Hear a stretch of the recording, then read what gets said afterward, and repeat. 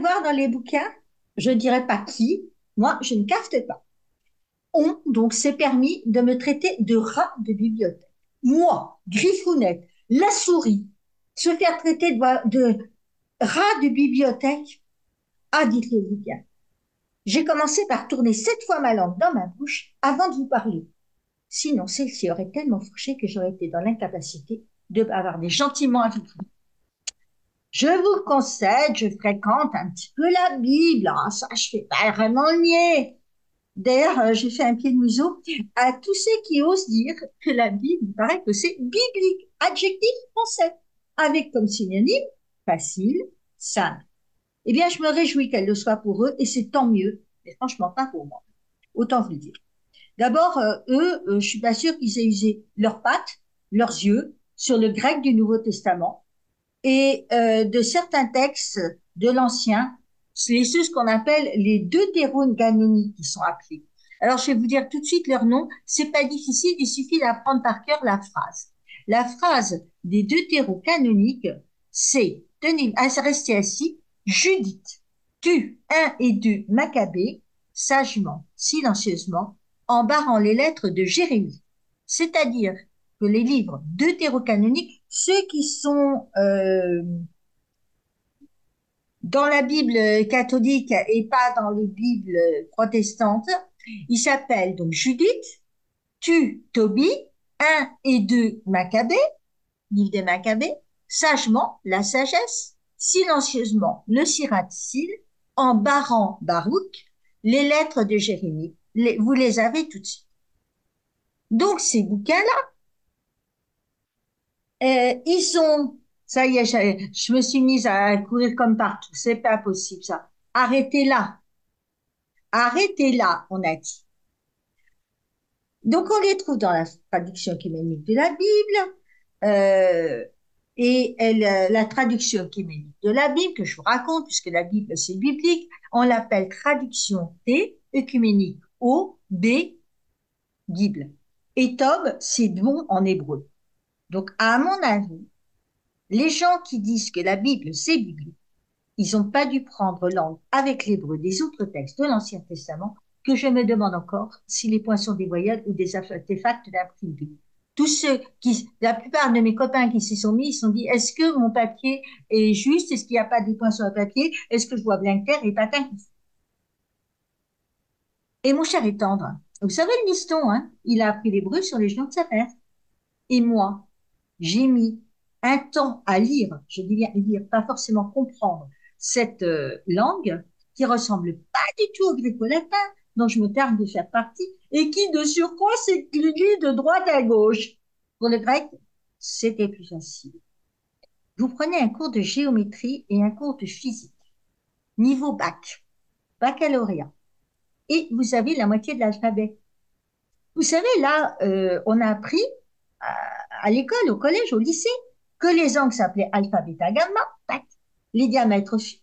Et je ne vous récite pas la formule de la viscosité, où on trouve au moins 4 lettres de plus. La formule de la viscosité, si je ne résiste pas, parce que quand même, ça vaut son pesant de mathématiques, ρ égale si pi eta nu r, qui se lit donc ρ et comme ça, et qui permet de savoir avec pi, vous savez, c'est comme ça on multiplie un chiffre pour avoir la circonférence, et puis voilà que la viscosité arrive. Enfin bref, vous avez rho, vous avez pi, vous avez état, vous avez nu, et c'est déjà pas mal. Une copine normande, elle m'a répondu, ah, t'es bien xi. Encore une lettre, le xi. Super facile en majuscule, en minuscule, ça s'écrit comme ça se griffe. Bon, je me suis encore égarée. Je voulais simplement vous expliquer que l'Ancien Testament, il a été écrit et pensé en hébreu. C'est d'abord une parole qui a été mise par écrit tard. Et le Nouveau Testament en grec sort pour ces choses qu'on appelle les deutérocanoniques, écrites directement en grec. C'est bon, vous me suivez, ça va, on peut continuer. Allez, on continue. Puis vous, vous êtes en vidéo, si vous en avez marre, vous coupez, vous fermez, vous respirez un grand coup et puis vous continuez. Donc, que je reprenne. Dans l'histoire d'Israël, il y a un moment super important. c'est l'exil de la communauté à Babylone. À Babylone, le truc, c'est qu'on pose que le grec. Et si on veut faire un peu de business et un peu bosser, eh ben, faut faire les grecs. Et petit à petit, tac, tac, tac, l'hébreu s'est perdu et est apparu vers 250, 150. Comprenez les gros chiffres d'abord, puisque c'était avant le liston et que, a priori, pour l'instant, on donne toutes les dates. Le zéro, c'est une pseudo-année de naissance de Jésus-Christ. C'est pas tout à fait la vraie. Chut, chut, chut. On va pas encore compliquer la vie. Bref, la traduction en grec, 250-150, on l'appelle la Septante, et la Septante, on écrit en lettres, en chiffres romains, ça fait LXX, parce que selon la tradition ou la légende, c'est la traduction en grec de l'Ancien Testament hébreu par 70 sages. Septante, c'est 70 en français outre-frontière, façon belge, suisse ou canadien. Et quand je pense qu'il faut peut-être que vous m'écoutez. Oh là là là, quel... Bref, quand le Nouveau Testament cite l'Ancien Testament, comme c'est du grec, il cite la Septante. Claire, il n'y a pas que lui. Ceci, la Septante, ça diffère un tout petit peu du texte hébreu. Comme vous savez, traduire, c'est trahir, mais comme disait l'autre, tout ça ne met pas le terrible. Donc, la proclamation de la mort et de la résurrection du Christ, qui est le cœur de la foi en péril, ni n'empêche, et là, la terre de tout. Donc, la Bible. Moi, j'aime bien revenir aux sources parce que je sais bien d'où je viens, je me fais aucune illusion sur qui je suis, je reviens de très loin. Vous me direz, il y a d'excellentes traductions. Elles ont le surcroît le mérite d'employer le vocabulaire et les formes du moment, voire du pays où l'on cause la langue. Parmi elles, on va citer la traduction latine de Saint Jérôme, qu'on appelle la Vulgate. Donc Saint Jérôme, il a traduit en latin de la Bible et ça s'est fait la Vulgate. Il y a eu toute une polémique aussi sur la langue dans laquelle on devait lire les textes à l'église. Maintenant, de grands savants sont mis d'accord pour nous donner nos traductions liturgiques, celles qu'on cause à la messe, c'est bref, à toutes nos liturgies, toutes nos célébrations publiques de la parole de Dieu en Église catholique. Ce qui est sympa, c'est que elles font tout pour éviter des petites assonances, les mêmes dont moi je me régale, euh, au point que, oh ben, attendez, je vais faire une petite parenthèse de plus. Hein. Pour le 2 février, on dit le livre de Malachie. Et comme ça s'écrit Malachi, on se demande toujours si ça sera bien fait. Allez. D'autres savants, leur métier s'appelle exégète. Ils ont établi des versions françaises tout à fait cohérentes. Je vous en donne deux mots dans mon bavardage sur le canon, parce qu'après, vous avez le droit au canon.